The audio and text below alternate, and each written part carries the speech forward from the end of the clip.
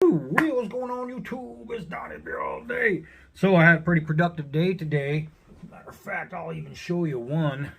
Went to Yankee Candle today. We have out here we have the Yankee Candle factory, which it's a destination. If you've never been, it's worth going. D-bad combat. Y'all know how it is. See those little sergeant stripes? Oh man. So I did one of my logos that I did on a t-shirt, and it's now on a candle. It smells like sweet death, the sweet death of grapes. That's what it smells like. It smells like grapes. It's amazing. But I got myself a little candle so I can burn at my leisure. Another thing, we just had a knife sale over here, and there's only 3 pieces left to this knife sale, and there was a bunch to start. I have 2 sizes, the EDC Spear Point and the Stinger XL of Off Grid. I had them going for 80 a piece. They're 97 brand new, and they're new, or 150 for the pair. So I have that pair going, and I have just 2 other knives. Oh, and this guy right here, the Little Bro Jack. $300 knife. It's going to be yours for $200. Everybody's always wanting to find a way to get into a Jack Wolf Knives. How am I going to get one? How am I going to get one? $200. You can finally get one. Nice and easy. For just $240, we have this $325 knife. This is the Half-Breed Blades large infantry. That's left, and I don't know, somebody wrote me and I haven't looked yet, but this might be gone. I don't know. The Tops Mission 21, I think I had it going for like $130, but he may have bought it. If he didn't, it's available. If he did, I'd let you know if you ask me about it. But that's it. That's what's happening. But I have a couple of yeehaw blades, man. A couple of fun blades. One is this guy right here. You'd recognize this knife if you recognize the Highlander by Rough Ryder. As a matter of fact, I have it right here. I have the Highlander. It's kind of a conundrum, a weird thing, and I'll go over it again in detail. You hear that? No bueno. It's got a false full tang. The tang is actually, this is it's not a full tang. This is a shell. It goes around. Terrible. I don't know why they do that. They prove that they can make a full tang. Why didn't they just put scales on that and give it a go? I don't know. It's pretty much the same blade, pretty much. But this one is the thrower, and I'm really excited because I like throwing knives. But I wanted this one specifically to see if it would compare at all to my favorite throwing knife, which is the Gil Hibben Throw-In Bowie.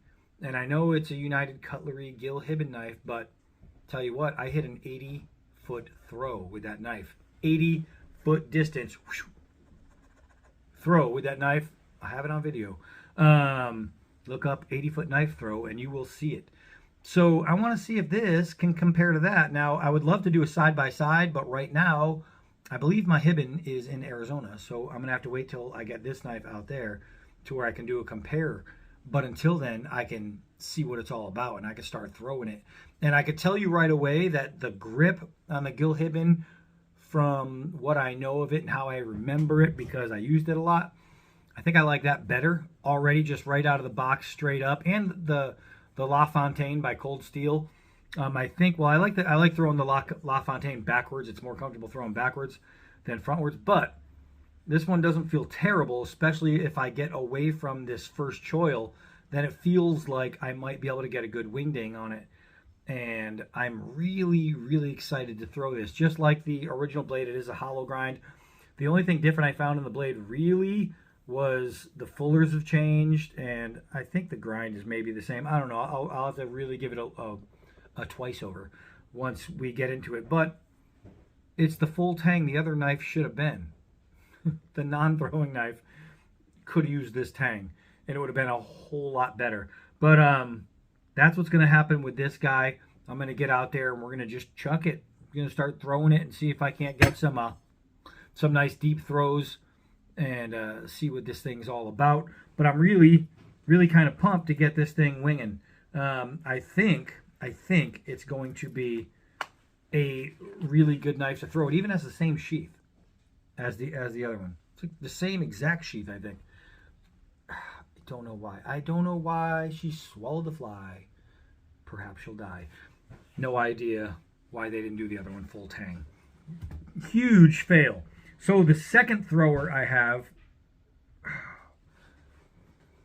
love him or hate him, I don't care, because I love this one. This is a NedFoss. This is a NedFoss. Look at this. Look at this blade, man, on this throwing axe. This is a beauty. This thing is sweet. It feels like it's weighted right. I brought you his camp axe, and that thing threw very well. I was just I threw like 5 in a row, just in one of the reviews, just knocking them down, and they're all just stick. They're all just good. But this one's actually made to throw. It almost reminds me of the Axe Gang hatchet and like a couple of the other ones, some traditional throwers, just with more of a beard. It's, I don't know, this one seems pretty, it's big and heavy. It should get around with a lot of power, but I'm pretty excited to get this thing throwing. Now, generally on a thrower, you'd see the beard go down, but then it would come up too, because you want to catch as much of that as possible. But I don't know, something about the way this thing is weighted, it feels really, I mean, it's heavy. If you had this as your regular hatchet, you're gonna be like, ooh, it's kind of a heavy head. It's gonna make my hand tired. But as a thrower, it feels like it's right where it needs to be. So I'm pretty excited to get this thing swinging and test them. I know we're supposed to have a bunch of rain. We're supposed to get like 1.5 inches of rain between today and tomorrow. So maybe the day after I'm going to be able to get out and start throwing one of these, and then the next day maybe throw the other. But we got some cool throwing videos coming up. This thing's just really cool, man. I love how like rugged it is and how nice it is at the same time. Just really cool. So we'll test it out. We'll see how it's gonna go, how it's gonna throw, how it's gonna know, and we'll get all that done. Oh, at Yankee Candle, you know, it's funny. My daughter just graduated from esthetology, whatever, to be an esthetician, skin person. So she sent a picture with her her diploma and all that. So what I'm doing is I took the picture just like this. And it's a picture of her, and it says Yankee Candle on it, right? And so it's a picture of her holding her diploma, so she'll have that in a candle, which is cool. But I also did one, and I wish it wasn't wrapped because I'd show you guys, but a picture of Roscoe. You remember my old bloodhound.